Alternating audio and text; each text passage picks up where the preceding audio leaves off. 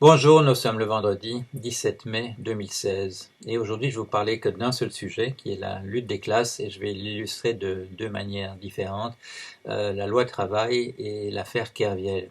Voilà, vous le savez sans doute, dans le manifeste communiste rédigé par Friedrich Engels et Karl Marx, publié en 1848, au début du premier chapitre, il y a une phrase qui dit l'histoire de toute société jusqu'à nos jours est l'histoire de la lutte des classes et c'est une très bonne grille d'interprétation.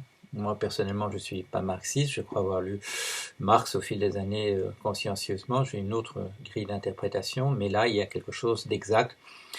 Et non seulement d'exact, mais au point que Marx lui-même aurait dû étendre le champ d'utilisation de cette explication par ce facteur de la lutte des classes. Je m'en suis expliqué, je le critique vertement sur le fait qu'il a exclu deux domaines de cette interprétation. Il a exclu le domaine de la formation des prix et il a exclu le domaine de la formation du niveau des salaires. Pourquoi comme je l'ai dit, vous pouvez trouver ça dans mon livre qui s'appelle Le capitalisme à l'agonie. Il y a une longue explication de ma part, pourquoi ma position diffère, pourquoi j'ai une position plus radicale que Marx à ce sujet. Et je me défends aussi je suis rapidement accusé souvent quand je dis que j'ai une position plus à gauche, plus radicale que Marx sur un point particulier, de la part de gens qui considèrent que Marx est le nec plus ultra en matière de radicalité, le nec plus ultra en matière de pensée à gauche. Ce n'est pas le cas. Marx aurait dû expliquer les prix en termes de lutte des classes. Pourquoi est-ce qu'il ne l'a pas fait? Parce qu'il considérait qu'il y avait des prix qui étaient constitués dans ce qu'il appelait d'autres modes de production et que par conséquent il fallait une explication plus générale en termes de valeur. Et malheureusement, beaucoup de marxistes s'égarent encore dans cette question de valeur. Je l'explique dans mon bouquin Le Prix, qui est apparu récemment en livre de poche. La valeur, c'est un leurre. Ça part à part d'une mauvaise traduction d'Aristote. Ça introduit des choses comme la valeur d'usage, la valeur d'échange, tout ça c'est de la distraction, tout ça c'est du chiffon rouge pour attirer l'attention autre part. Les prix se forment en fonction des rapports de force. Euh, Pourquoi est-ce que Marx n'a pas voulu parler de lutte des classes dans le cas de la formation des salaires? Eh bien parce qu'il considère que le salaire ne décollera jamais du niveau du salaire de subsistance, c'est-à-dire la simple survie de l'individu qui travaille, et que par conséquent il n'y aura que des vibrations autour de ça, en plus et en moins. Il l'explique très bien. On l'a vu, c'est pas vrai. Il y a moyen de faire monter les salaires par rapport à un niveau de subsistance. Ce qu'il faut faire jouer, c'est le rapport de force. Pourquoi est-ce que Marx a voulu faire ça? Il était peut-être de bonne foi, mais il était aussi peut-être de mauvaise foi parce qu'il voulait que son message soit révolutionnaire, que son message soit qu'il n'y ait moyen que par la révolution de faire changer le niveau des salaires.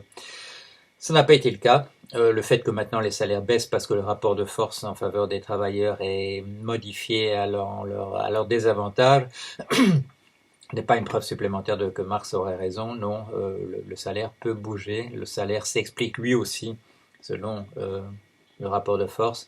C'est la lutte des classes qui explique le niveau des salaires. Alors, deux illustrations. On pose la question en ce moment sur la loi travail. On dit, est-ce que c'est quelque chose, une injonction qui nous vient de Bruxelles ou est-ce que c'est une invention française? Eh bien, il y a un très bon article historique fait par Cédric Mas que vous pourrez trouver sur le blog. La loi de travail, et la loi travail en France, elle est en gestation depuis 15 ou 10 ans.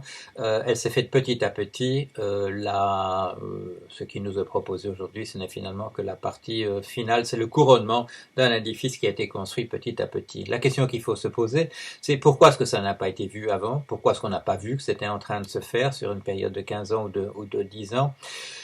Eh bien, là aussi, c'est le rapport de force. C'est parce que tout à coup, il y a une prise de conscience. Voilà, c'est une notion qu'on trouve aussi chez Marx, et bon, on la trouve déjà chez son maître Hegel.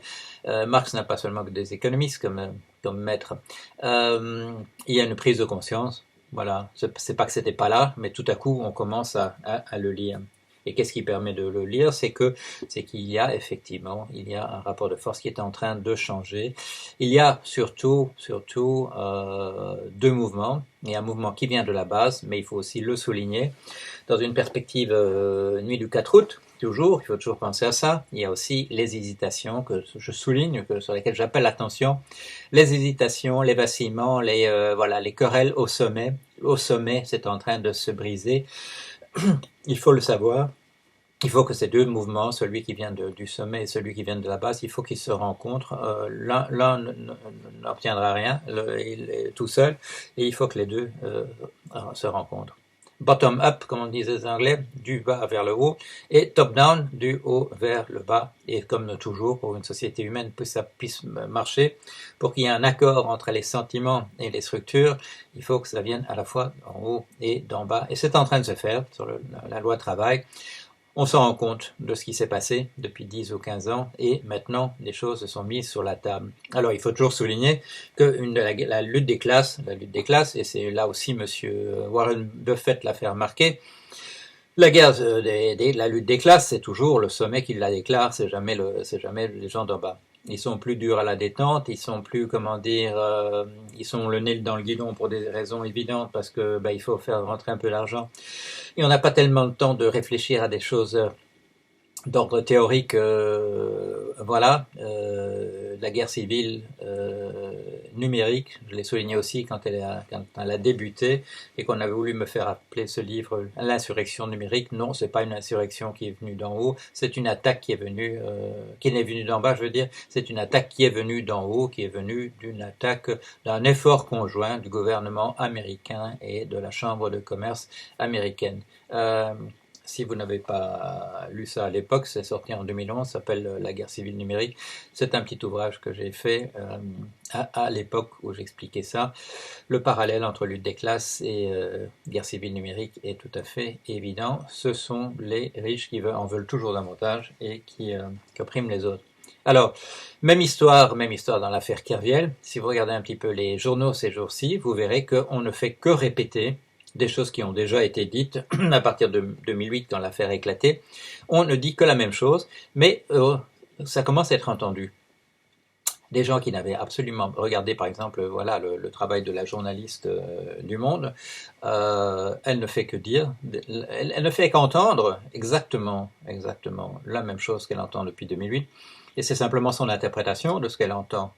Elle ouvre les oreilles, tout à coup elle entend ce qui est dit, et tout à coup elle le répète, et tout à coup elle dit, mais oui, ça paraît évident, qu'est-ce qui s'est passé? C'est le monde autour d'elle, et le monde à l'intérieur d'elle peut-être aussi, ce monde qui commence à frapper un peu du poing sur la table en disant maintenant ça suffit.